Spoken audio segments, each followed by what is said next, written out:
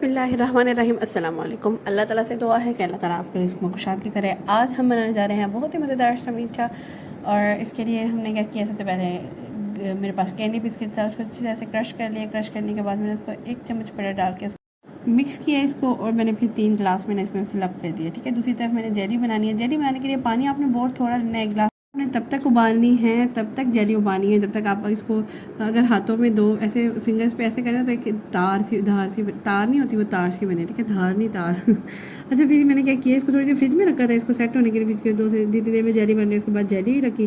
Jelly तकरीबन थोड़ी देर लगेगी। अगर आप जेली गाढ़ी बनाएंगे ना तो ज़्यादा टाइम नहीं मिलेगा कि इसको फिक्स करने में। इसको भी मैंने ना थोड़ी देर ठंडा किया तो फ्रिज में रख दिया। ठीक है, उसके बाद ये मेरे पास विप्ड क्रीम थी, जो मैंने आपको विप्ड नहीं इसको कहेंगे, इसको मैंने नॉर्मल क्रीम को जो विप किया था, तो मैंने कहा था आपको इसके साथ रेसिपी बनानी, इसको मैंने फ्रीज़ कर दिया था। ठीक है, इसको ना आपने फ्रिज में बिल्कुल नहीं रखना, इसको फ्रीज़र में रखना है। मैंने तकरीबन 1 से 1.5 वीक जो है ना वो मैंने इसको फ्रीज़र में रखा था। बिल्कुल ये ज़बरदस्त रही थी, सेट वेट रही थी। अच्छा, अब मैंने क्या किया, ऊपर से जो है ना ये जो विप्ड क्रीम जो हमारे अकॉर्डिंग जो है ना, लेकिन ये विप्ड होती नहीं, इसको मैंने सेट कर दिया। ठीक है, उसके बाद मैं ऊपर से फ्रूट के चंक्स, कॉकटेल नहीं होते उसका, मैंने चंक्स थोड़े से ऐड कर दिए 3 सब ग्लासेस में। अच्छा, ये कुछ सेपरेट मेरे पास मैंने कहा था थोड़ी सी डिश भी सी भी बना लेते, तो फिर मैंने उसमें ना छोटा सा ऐसे एक बाउल सा बड़ा होता, तो मैंने उसमें भी फिलअप कुछ चीज़ें करना शुरू कर दी। वैसे ही जैसे मैंने ना उसमें फिलअप किया जेली, पहले कैंडी की लेयर, फिर जेली की लेयर, और फिर उसके बाद विप्ड क्रीम की लेयर।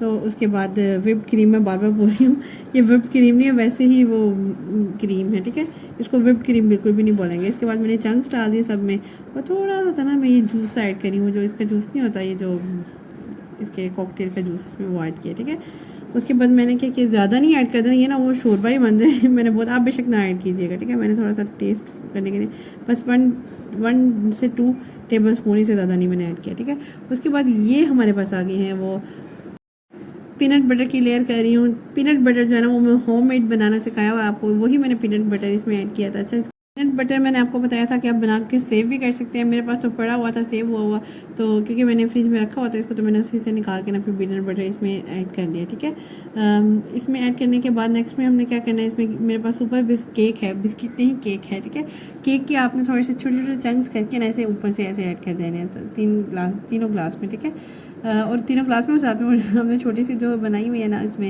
ये डिश सी छोटी सी, इसमें भी ऐड अप कर देंगे। ठीक है, इसमें ऐड करने के बाद मैंने क्या किया, इसके ऊपर से ना मैंने इसके पीनट्स के थोड़े से चंक्स ऐड कर दिए इस तरह से सब इसमें। उसके बाद थोड़ा सा मैंने ऊपर क्रीम दोबारा से ऐड किया, और साथ ही साथ मैंने इसमें ना पीनट बटर ना थोड़ा सा और ऐड कर दिया। इतने मज़े की रेसिपी बनेगी ना, आप मस्ट ट्राई कीजिएगा।